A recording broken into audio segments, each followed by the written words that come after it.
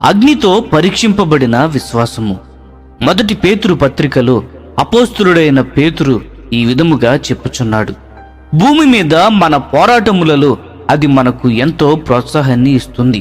ప్రస్తుతము కొంచెము కాలము అవసరమును బట్టి నానా విధములైన శోధనల ద్వారా వెళ్ళుచున్నాము. నిత్యత్వముతో పోలిస్తే 100 సంవత్సరములు కూడా ఒక్క క్షణముతో సమానము.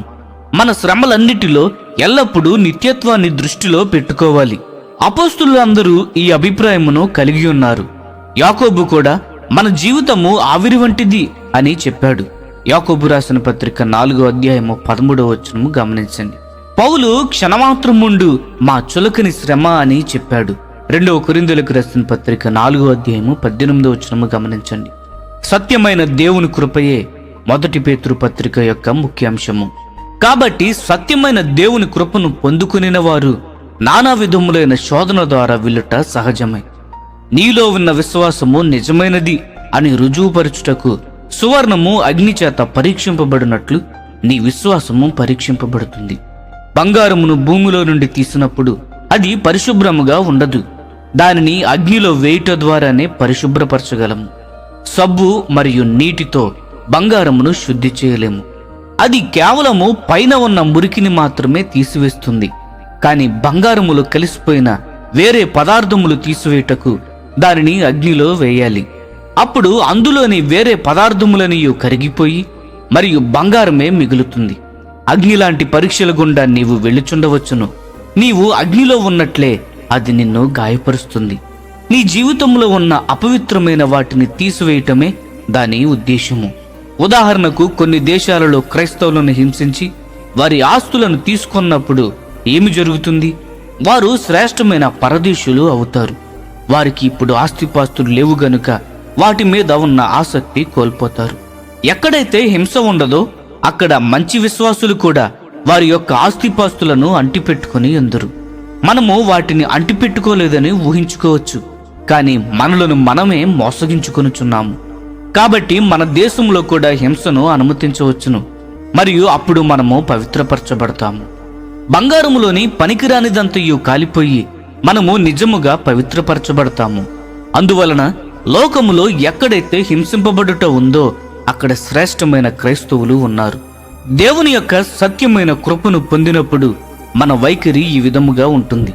ప్రభువు మరలా వచ్చినప్పుడు ఇదంతయు మెప్పును, ఘనతయు, మహిమను కలుగుటకు కారణమగును. మన ప్రభు అయిన యేసును చూడకపోయినప్పటికీ ఈ శ్రమలన్నిటిలో మనము ఆయనను ప్రేమించుచు ఎల్లప్పుడూ విశ్వసించుచు మహిమయుక్తమైన సంతోషము గల వారమై ఆనందిస్తాము. పేతురు ప్రభు అయిన యేసును శరీరధారిగా ఉన్నప్పుడు చూశాడు, కానీ నన్ను చూడక నమ్మిన వారు ధన్యులని ప్రభు అయిన యేసు చెప్పారు. యోహాను సువార్త 20వ అధ్యాయము 29వ వచనము గమనించండి. శరీరధారి అయి ఉన్న దినములలో ప్రభు అయిన యేసు చూచిన దానికంటే శరీరధారిగా ఆయనను చూడక నమ్మిన వారు ధన్యులు అని మీలో ఎంతమంది నమ్ముచున్నారో నాకు తెలియదు. ప్రభు అయిన యేసు చెప్పారు, కాబట్టి నేను నా పూర్ణ హృదయంతో విశ్వసిస్తున్నాను. శ్రమలలో గుండా నమ్మకముగా వెళ్ళుట ద్వారా మనము ప్రాణరక్షణ పొందుతామని పేతురు చెప్పుచున్నాడు. మొదటి పేతురు 1వ అధ్యాయము 9వ వచనము గమనించండి.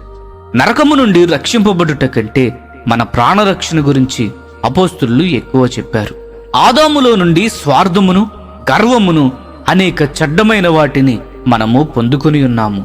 ఆదాములో నుండి మనము పొందుకొనిన మన ఆస్తిపాస్తులకు అంటిపెట్టుకొనుట, మనుషుల ఘనతను కోరుకొనుట, మన కొరకై మనము జీవించుట నుండి మనము రక్షింపబడాలి. అగ్నిలాంటి పరీక్షలు మరియు శ్రమలు అనేకమైన చెడ్డవాటి నుండి విడుదల పొందుటకు సహాయపడతాయి. మతి స్థిమితము లేని ఒక చిన్న బిడ్డ గురించి ఆలోచించండి. అది చాలా బాధాకరమైన విషయం అని కొందరు అనుకుంటారు. అటువంటి బిడ్డ కావాలని మనలో ఎవరైనాను కోరుకుంటామా? కానీ ఆయన ప్రేమించే ఒక కుటుంబానికి దేవుడు ఇచ్చినట్లయితే అది వారి మేలుకే జరిగేటట్లు దేవుడు చేస్తాడు. అటువంటి పిల్లలు గల కుటుంబాలను మనము గమనించినప్పుడు అక్కడ ఎంతో కనికరము, త్యాగపూరితమైన ఆత్మచే మరియు ఇతర పిల్లల కంటే ఎక్కువ పరిచర్యను చేయటను మనము చూస్తాము. చాలా తెలివితేటలు గల పిల్లలను కలిగిన తల్లిదండ్రులు అనేక సార్లు గర్వించటను మనము చూస్తాము. గర్వము పరలోకానికి చెందినది కాదు, నరకానికి చెందినది. కానీ అనేక మంది విశ్వాసులలో, కుటుంబాలలో గర్వం ఉండుట చాలా బాధాకరము. పిల్లలందరూ శ్రమలలో గుండా వెళ్ళుటకు దేవుడు అనుమతిస్తాడు. ఎంతో జ్ఞానము గల దేవునికి వాటిని ఎలా పంపించాలో తెలియను. మన జీవితములలో ఆయన శ్రమలను అనుమతించుటలో దేవుడు ఒక్క పొరపాటు కూడా చేయలేదని ప్రభు ఎదుట మనము నిలవబడినప్పుడు కనుగొంటాము.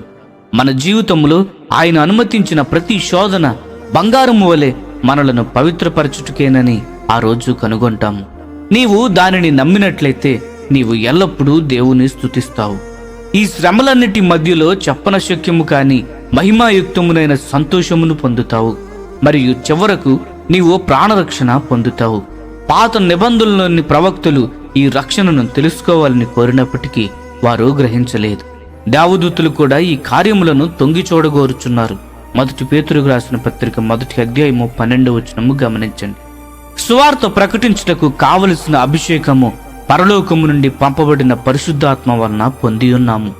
ఇటువంటి అద్భుతమైన సువార్తను కలిగి ఉన్నాము కాబట్టి శ్రమలలో గుండా కొంచెము కాలమే వెళ్ళవలసి ఉన్నది. కాబట్టి మనము నిబ్బరమైన బుద్ధి గలవారమే.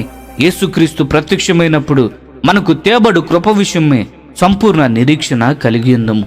1 పేతురుకు రాసిన పత్రిక 1వ అధ్యాయము 13వ వచనము గమనించండి. ప్రియమైన స్నేహితులారా, మనకు ఎదురయ్యే పరీక్షలను విశ్వాసముతో జయిద్దాము. ఈ సందేశములు మీకు ఆశీర్వాదకరముగా ఉన్నట్లయితే లైక్ చేయండి, సబ్స్క్రైబ్ చేయండి, అనేకులకు షేర్ చేయండి. మీ విలువైన అభిప్రాయములను కామెంట్ రూపంలో మాతో పంచుకొనండి.